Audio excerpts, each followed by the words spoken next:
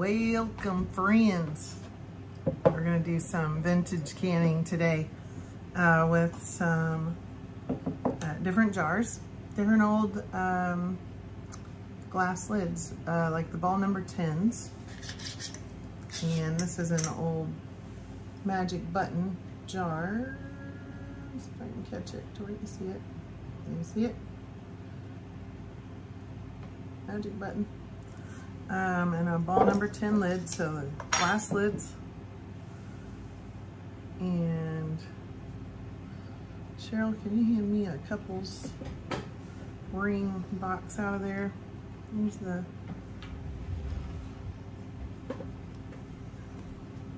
pretty please. Thank you. Other side.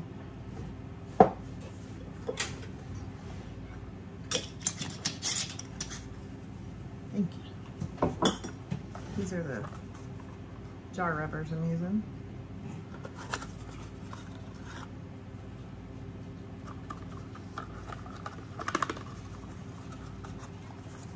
Now Cheryl, these rebel canners in here would not appreciate that nonsense. We've got some Presto glass lids. And this is a coffee jar from, I want to say the 30s, I think, ish, 1930s. We're gonna try it with a Presto lid. I have used them before, they work great. We'll see how this goes. Today we're doing some meat. My grandma had given me some taco meat, like freezer pre-prepped taco meat, so we're not gonna waste it, we're gonna can it. They're calling for rolling blackouts this summer, so I'm uncomfortable with leaving a lot of my meats in the freezer, so we're gonna take care of that.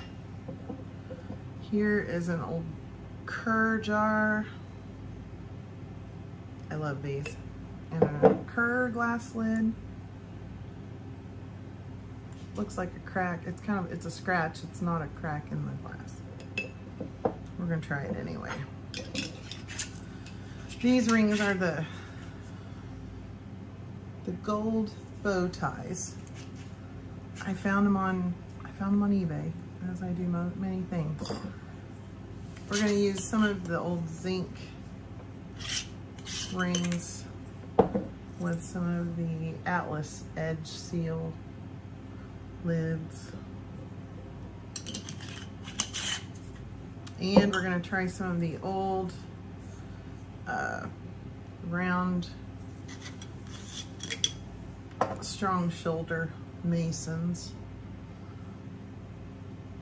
It's an old jar, round with the ribbed sides, still with some writing on there. We're gonna see if we can't get a seal on it.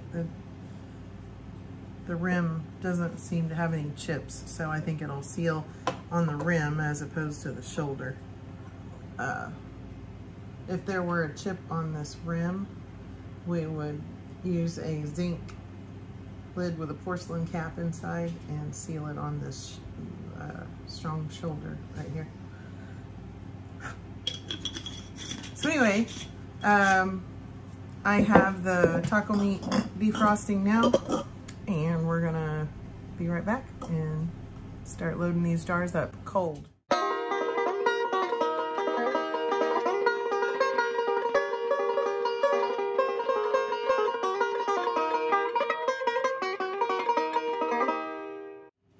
All right, so I have a 6-quart vintage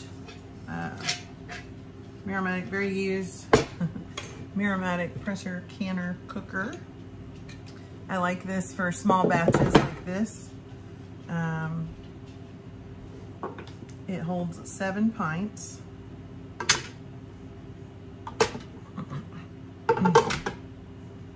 So yes, I have bigger pressure canners that hold more, but I don't want to waste money on propane to heat all of that big canner up if I can fit it in a small canner like this.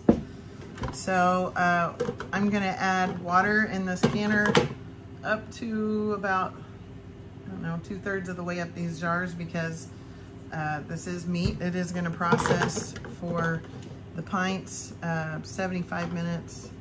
I think it's 75 minutes, 90 minutes for quarts. If you're doing quarts, 75 minutes for pints.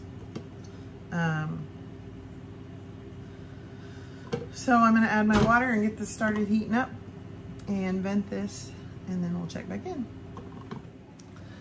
Also, I forgot to point out that we are cold packing this meat. So because the meat is cold, we're also going to put cold water in our canner. We're gonna start with a cold canner. So cold contents, cold jars, cold water, cold canner. Hot contents, hot jars, hot water, hot canner. Never forget that. You will break jars. I promise it doesn't matter how. Doesn't matter. All the tricks, I've tried them. Just, Okay, so this is my outdoor canning setup. There's 2 burners. It's a Camp Chef brand. I have 2 of them. I have one on the back porch as well. Yes, I have had all 4 burners going at once, and I think one in the house one time too. Technically, I'm not supposed to use this canner on this large of a burner, but I'm doing it anyway. So we'll see. We'll see how that goes.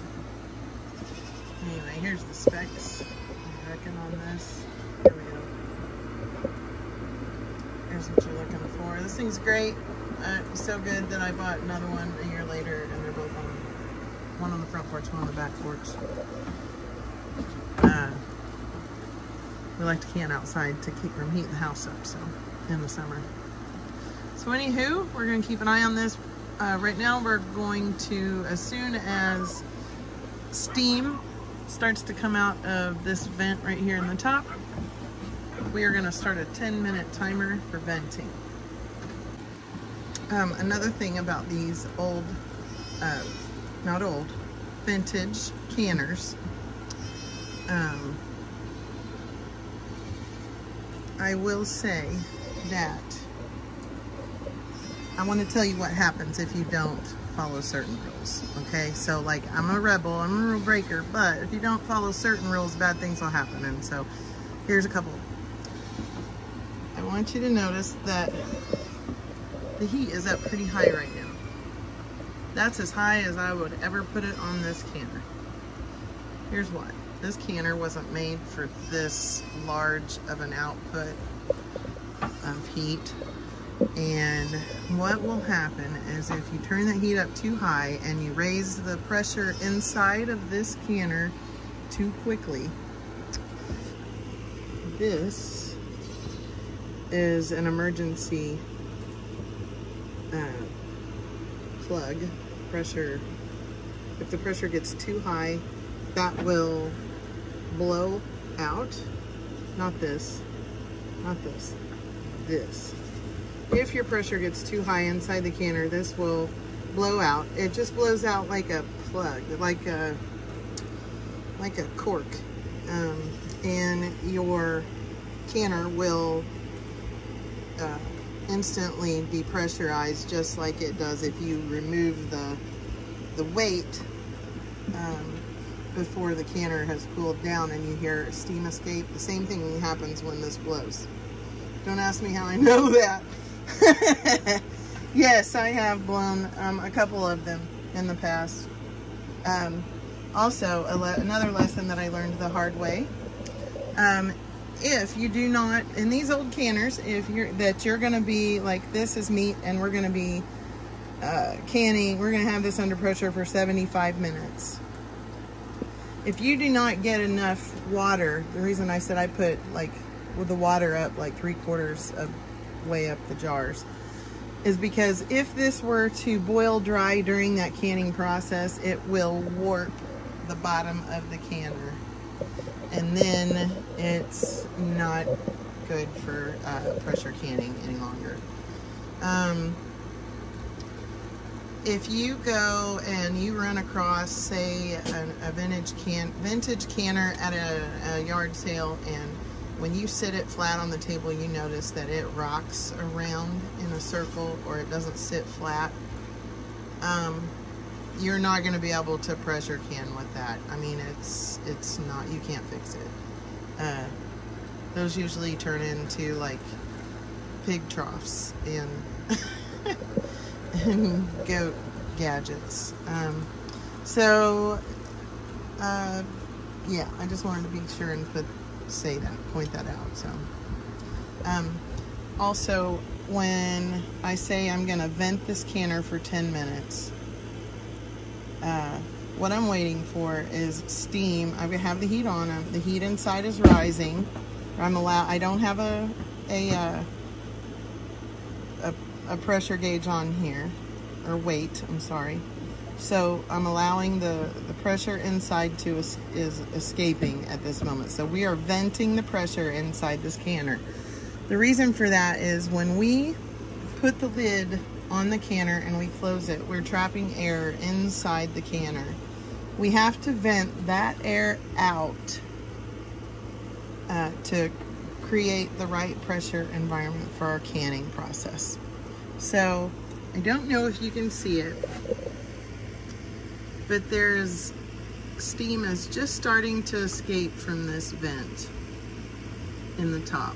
So it's not a drastic amount of steam, but I'm gonna go ahead and start my timer for 10 minutes because I don't want my canner to boil dry. But what this tells me that steam is coming out is that it's boiling inside. The contents are boiling. So I'm gonna set my 10-minute timer, and after this has vented for 10 minutes, and by the end of that 10 minutes, you're gonna be seeing steam. By the end of that 10 minutes, when that timer goes off, I'm gonna come and bring my weight, and I'll put my weight on at that time, and then we'll tell you where you go from there.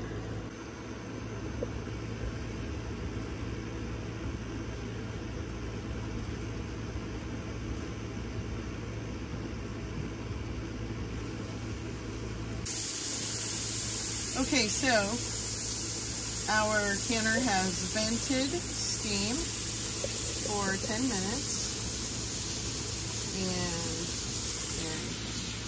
you can kind of see it. We have a Mirro-Matic pressure gauge. You'll notice there's a 5, a 10, and 15. Those are pounds of pressure. So instead of like on your Presto where you have a gauge on top that reads like a blood pressure gauge,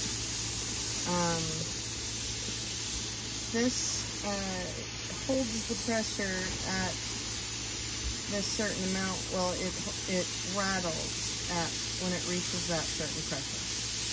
So I'm going to turn my heat down to about medium right now because and I want to can this at 10 psi, this meat, for my elevation, for 75 minutes. So what I'm going to do is I'm going to put this weight on here, with the 10 being the part that is actually over the gauge. And what that means, what is going to happen, is that when the pressure inside this pot reaches at least 10 psi, it will make this start to rattle. You're about to hear it. Okay, that noise right there. Now, when you do not start your timer until this is rattling 3 to 4 times per minute rotations. Okay, so I'm not quite there yet. Don't start your timer yet. It's gonna build pressure and it's gonna rattle. Then we're gonna adjust our heat source down to where this is rotating 3 to 4 times per minute, and then we're gonna start our timer for 75 minutes.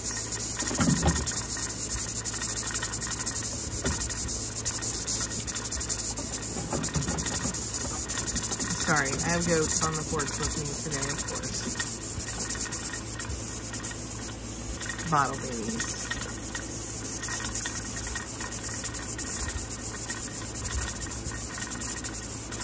And so, this I would say is about ready to start our timer. It gets a little more rhythmic here soon.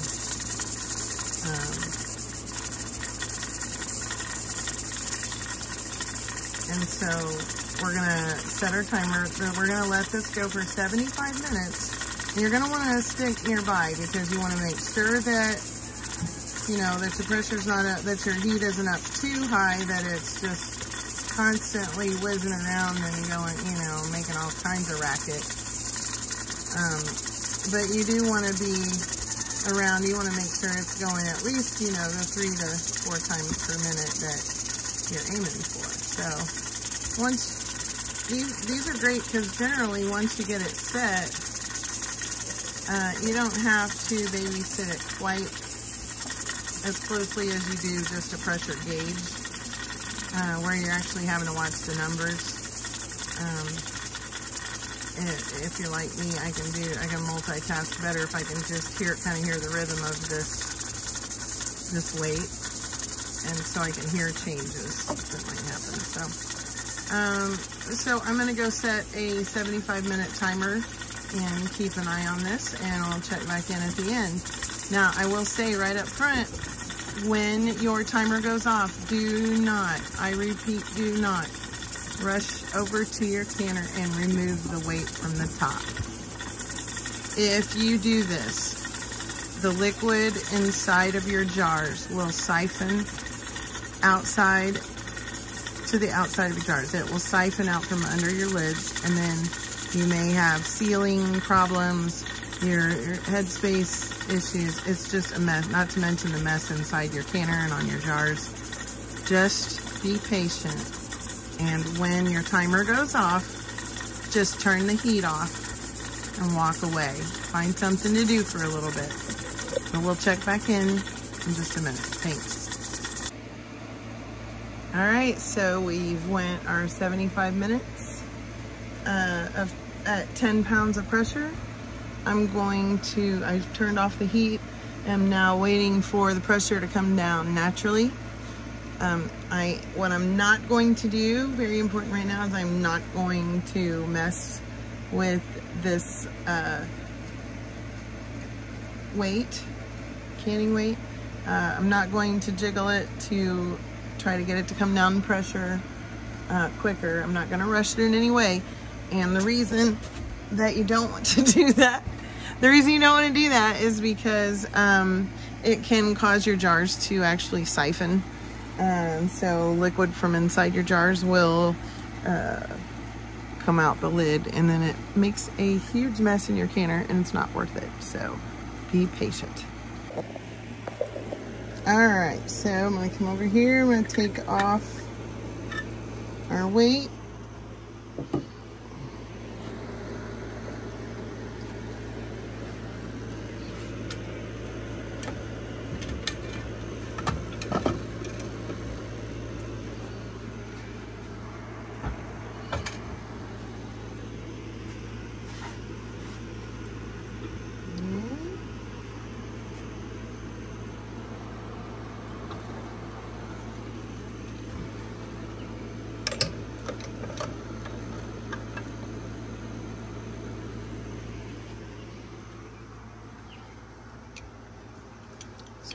Okay, so with these, you want to tighten your lids down when they come out of the canner.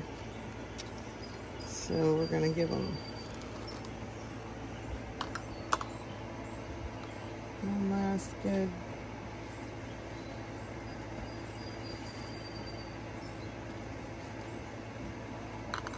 This is my favorite apron for canning because it's quilted, so it's kind of like wearing a hot pad.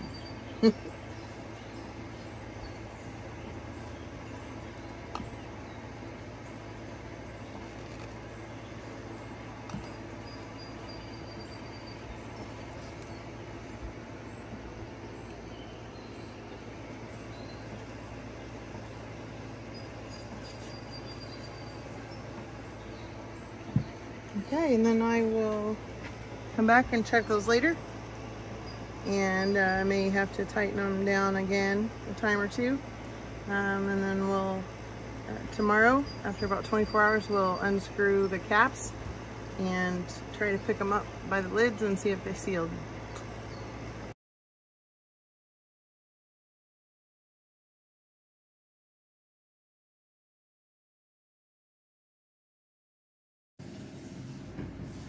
Alright, good morning, y'all.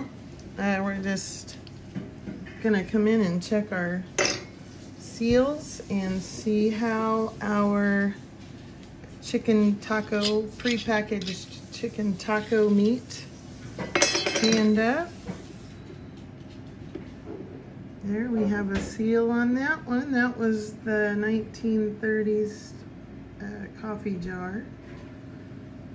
That now notice there's a layer of grease on top. That's fine. That's normal.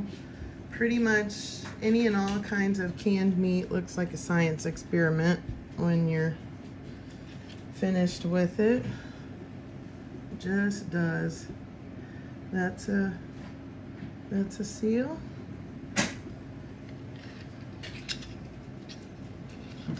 Got to be careful when you're taking your rings off of these. I've noticed there has been a few times where I've actually accidentally caught the rubber piece and broken the seal myself as I was taking the rings off. This is the magic mason, the mason jar, magic button. And we got a seal on that one too. What do you think? Will we get 100%? Yeah, there's another good one. That's 4 for 4. This is the zinc. These are my favorite. I don't know as I've ever lost a seal on one of those and had a fail on one. There's another seal. That's 5 for 5 there. Sorry, adjust my camera here. 5 down, 2 to go. Yay! There's another.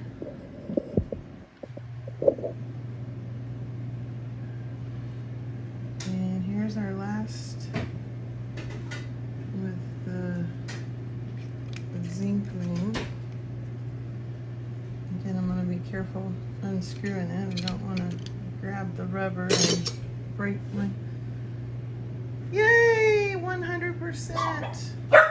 Oh yes, everybody! Yay! Gonna celebrate with us, Marty.